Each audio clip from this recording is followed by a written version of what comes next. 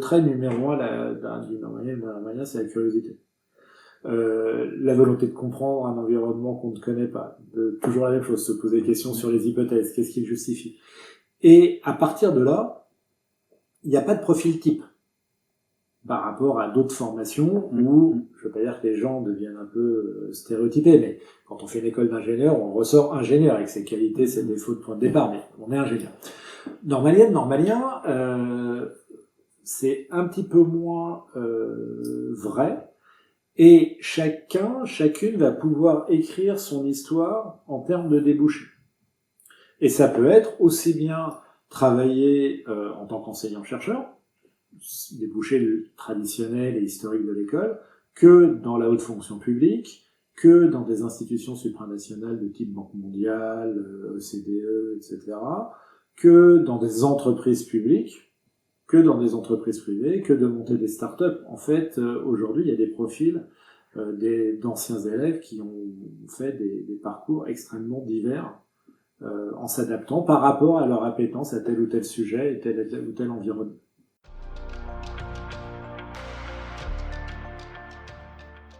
Vous aimez la D2, vous aimez l'économie, vous aimez la gestion, on va vous donner, allez voir ce qui se passe en intelligence artificielle, allez voir ce qui se passe en physique, allez voir ce qui se passe en biologie. C'est une richesse importante de pouvoir discuter avec des esprits similaires, mais qui sont spécialistes d'autres matières.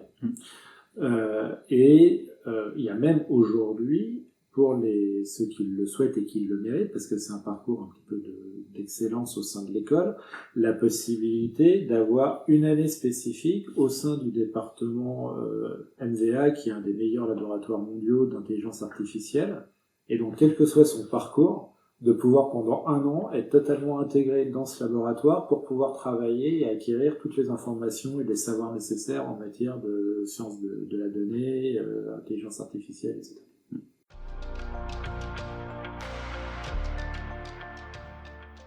La diversité des départements de l'école et le fait qu'à chaque fois, nous sommes de faibles cohortes.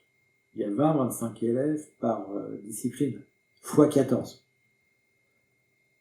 C'est à la fois une richesse, en termes d'encadrement, d'accès à la connaissance, etc. Mais c'est aussi une dimension qui fait que l'école ne peut humainement pas accompagner 25 élèves dans 25 disciplines à un niveau de PhD à l'échelle mondiale, comme HEC, Polytechnique, Centrale vont pouvoir le faire de leurs élèves qui sont beaucoup plus formatés et qui sont 100, 200, 300, 400 derrière. Donc, il y a quelque chose qu'il faut savoir, c'est que le fait d'être normalienne ou normalien va exiger d'être beaucoup plus proactif dans la façon de présenter son projet de vie. Je ne veux pas dire professionnel, parce que c'est un ensemble, à des tiers, quel qu'il soit, pour expliquer ce que l'on a envie de faire. En revanche, on bénéficie d'une aura tellement forte que tout le monde vous ouvrira toujours la porte. Il n'y a pas de situation dans laquelle on souhaite rencontrer quelqu'un en disant qu'on est normalien et qu'on ne rencontre pas la personne.